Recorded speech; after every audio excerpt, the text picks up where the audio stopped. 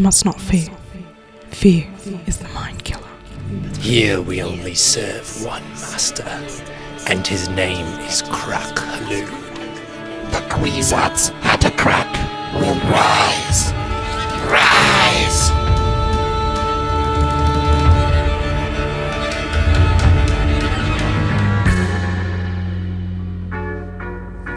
Oh, that was kind of a weird dream.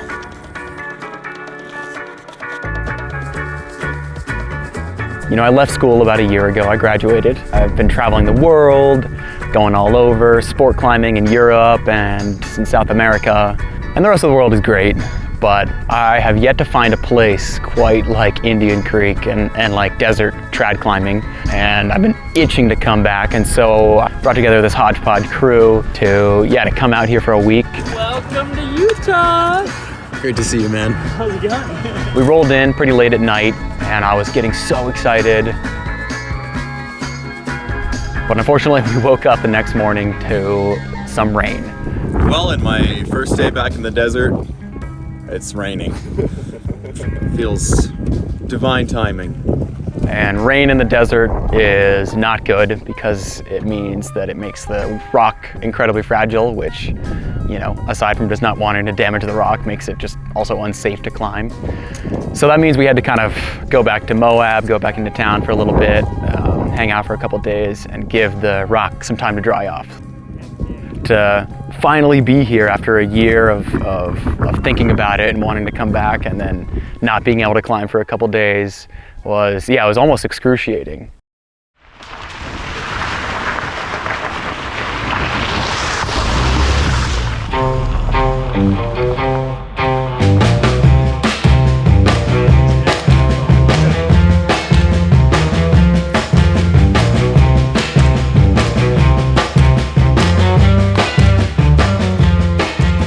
Indian Creek is one of the most iconic climbing areas in the world, in my opinion, and it's really famous for splitter cracks in the rock that have no face holds on the rock, and the way you have to get up is jamming your fingers, hands, multiple hands, feet, body, shoulders, elbows into the rock.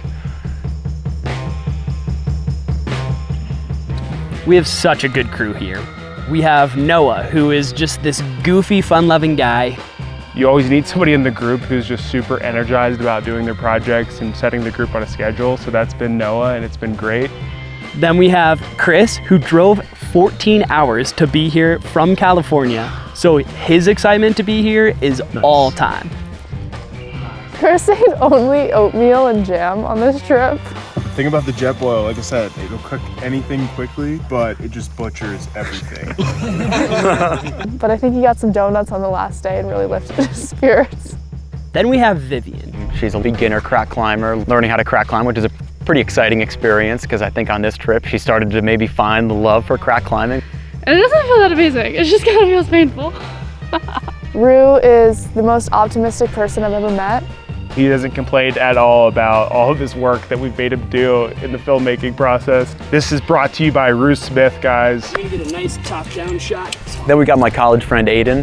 Aiden is a true dirtbag, you know, he's living out of his truck these days. He looks the dirtbag part, and so if we ever need somebody in the movie to like be the character, you know, it's Aiden. Falling. So this video was made possible by my amazing sponsor, Hungryroot, which is a food delivery service that makes it super easy to eat healthy. I recently moved into a new apartment, and I just haven't had a lot of time to spend on grocery shopping and cooking elaborate meals. So I just filled out Hungryroot's easy quiz, answering a couple questions about my food preferences, and then a few days later, my first weekly box showed up with a combination of fresh produce and snacks and quick cook meals. I still love to do my own cooking, but thanks to Hungryroot, I can prepare a delicious and healthy meal like these dinner burritos in under 10 minutes. So if you're interested in eating healthy while not spending an insane amount of time on grocery shopping and cooking, then check out Hungryroot through the link in my description, or scan the QR code on screen. And Hungryroot is also hooking you guys up. The first 100 people to use my code NoahKane40 will get 40% off their first order. So thank you Hungry Root for supporting this channel, and I hope you guys enjoy the rest of the video.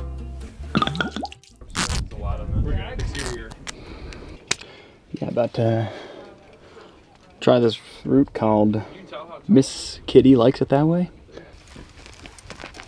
But it was this beautiful looking climb, you know, sort of a mellow 5'10" hand crack going into a distinct, probably 10-foot crux that was all 0.75 inches wide, which means it's sort of this off finger size. Like if you stick your fingers in, there's still a little bit of room for them to wiggle around. So you kind of have to jam your fingers in above your thumb and sort of twist and create this thing called a ring lock. I got to the hard section, and you know, I was started by doing some lie backs, but then you know, that stopped working, so I really had to say to myself, all right, now it's time to commit to this ring lock section.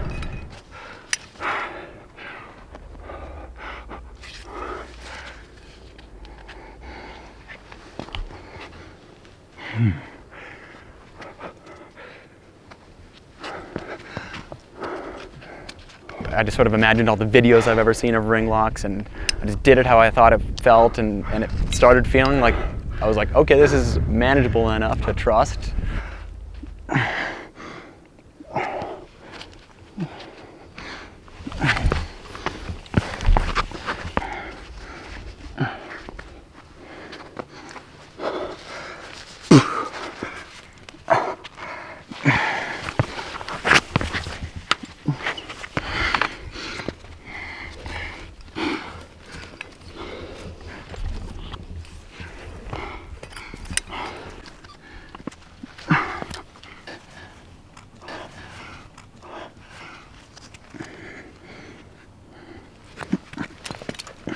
Nice.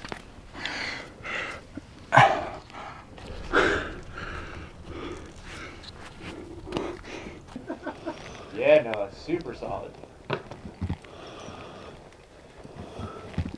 I finally got to this incredibly awkward top out where I had to like go from the ring locks to like pressing down with both my arms with very shitty feet. I was super shaky, and I was almost certain that I was about to pop off. Like that feeling of like, no way am I in a stable position, but I just kept fighting.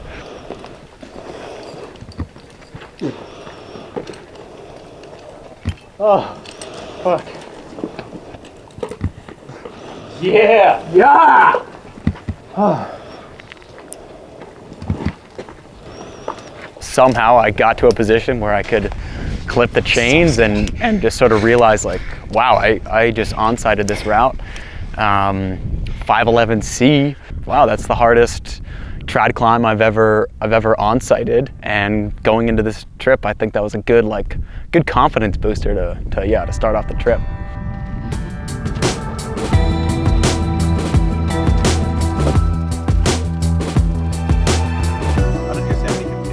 Well, in true desert fashion, we are being baked against the rock right now. Definitely not a Fremen, because I'm out here fighting for my life. So. And we're climbing a route called the Expendables, 10 plus. Never underestimate that plus on the grade, because this thing is hard.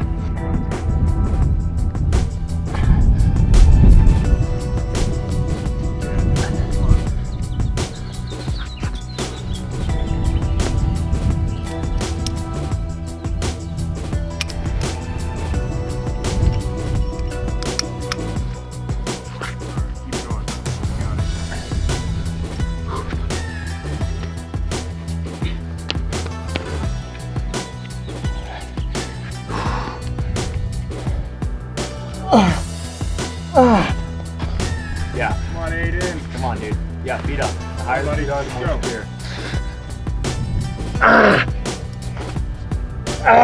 Yep. Those go. Come on. Just cruise it. Cruise it. Fuck yeah. Keep going. Nope, dude. Here's good. Around the top. Good, good. Nice. This is where you can probably place the 2, maybe. Somewhere around here.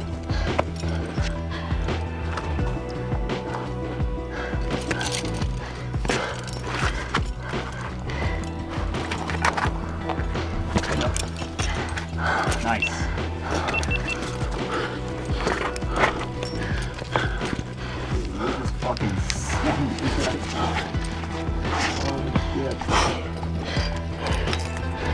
Oh, I'm cheating. Because I am frightened.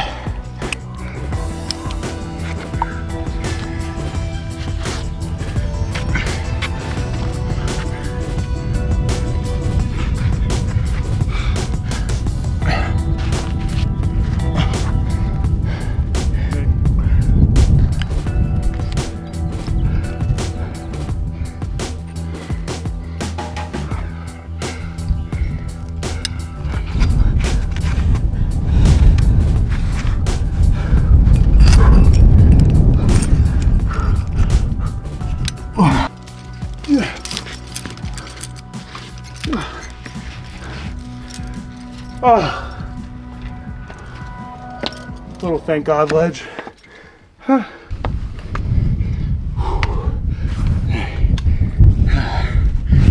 Woo. My feet are on fire.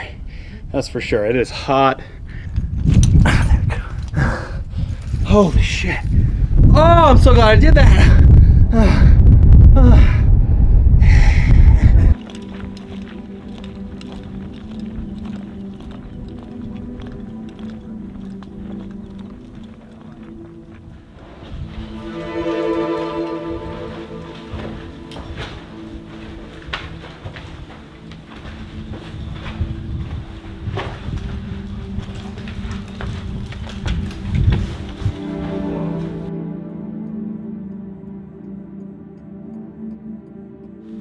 Been trying this route for years now. Like when I first started crack climbing, this is one of the first routes that I ever top roped, you know, with a bunch of the older guys who were teaching me crack climbing. And it was like so hard on top rope back then. So it's super cool to come back. And maybe this is gonna be the time that I get to finish it off, you know, that'll be pretty cool. Yeah, so Anunnaki is a climb that I've been doing for years. It's been a couple times where I fall off right before the chain, so it sort of has this brutal last hard move. But it is one of the most beautiful cracks, I think, on planet Earth. And so this trip, I really wanted to do it, finally. Clean, all the way. I've been like envisioning the beta probably in my, like right before I go to bed, but like once a week for a year, you know. I think about this route a lot.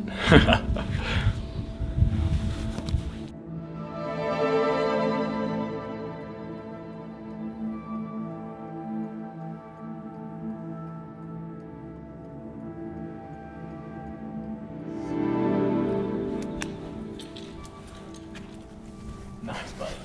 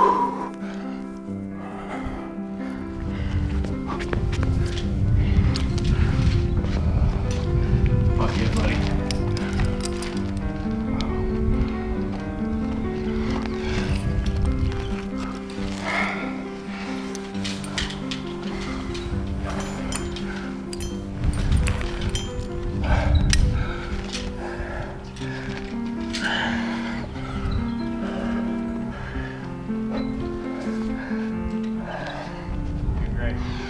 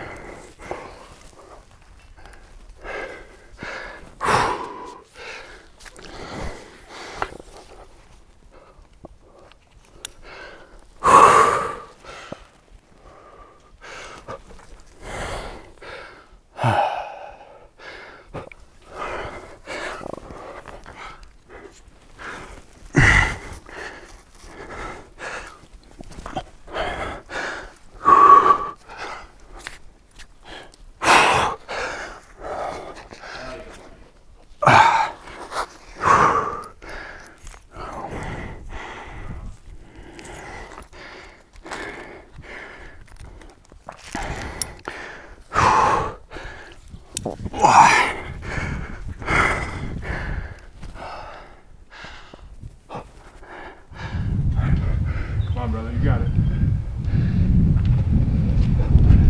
So close, I'm surprised you haven't done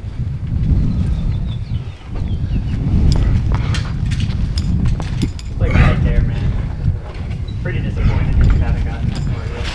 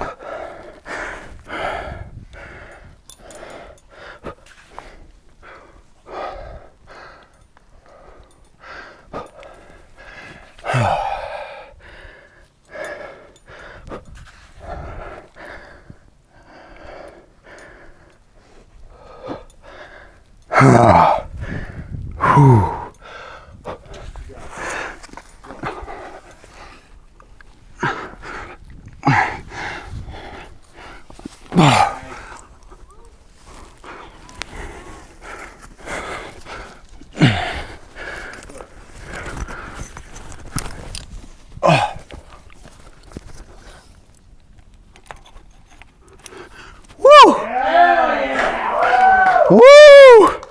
You can take that. Yes. Oh. Yes. Oh yeah. There we go. It was awesome. It didn't even feel, I mean, like any route that you do cleanly after so many times of trying it, you kind of get there and you're like, wait, did I really just do that? Because that kind of felt easy. So it was really satisfying, and for me just put a really nice finishing touch on this trip, and yeah, I'm super happy.